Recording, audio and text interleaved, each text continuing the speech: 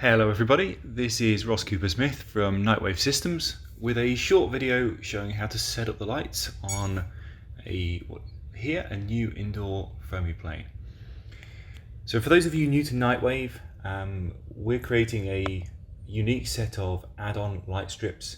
So it's a modular design with small controllers connecting to the strips, which can be added to essentially any type of RC model. So we've got a foamie plane here. They work on helicopters, helicopter blades, drones, cars, pretty much anything you can think of.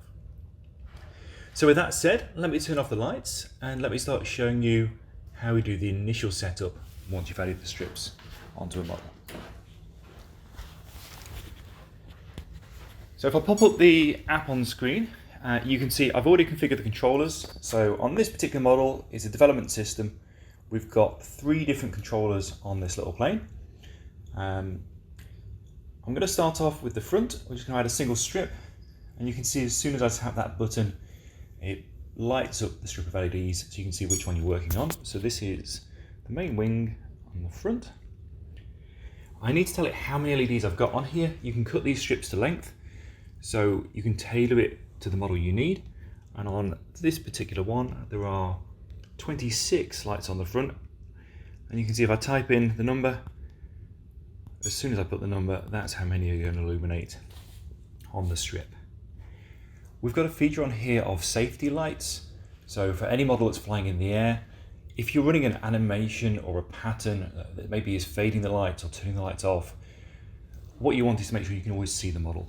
So we've got a feature on here called safety lights, and if I just turn the rainbow off for a second, you'll see what this does. So the safety lights are a set of lights that are always going to stay on, and you can choose where on the strip you want those to appear. We can change the colour, and for this particular model, let's make them a nice blue to match the colour scheme. And then I'm just going to turn the rainbow back on as I work through the setup.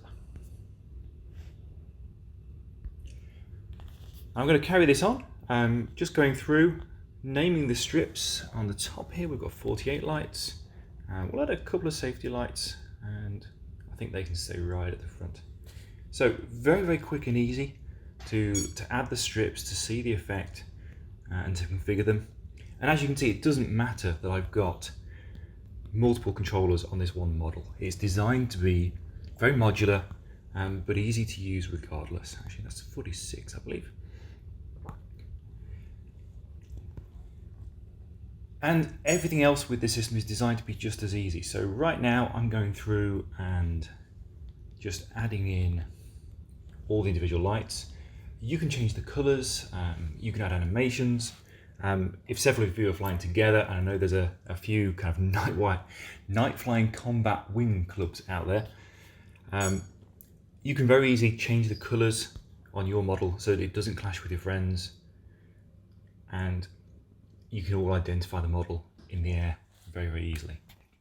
So the whole thing designed to be simple, flexible, easy to use. But the overall effect, once it's done, if I go wing rear, is pretty impressive in the air. And there are 29 on the rear of this wing. We'll have the safety LED just on the inside. And as you can see, if you don't enter the right details, the software is going to guide you through what you need.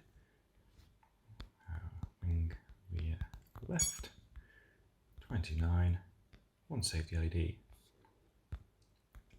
And there we have it. In a couple of minutes, we've gone from a model that was completely switched off, brand new, not configured, to having configured all 3 controllers, told each of them how many LED strips are connected, and given the strips names. And from this point on, we can start adjusting the colours, the patterns, and set this model up as we like. That's going to be a topic for a different video, so thank you very much for watching. Please feel free to drop me a line if you've got any questions, and we'll see you all next time.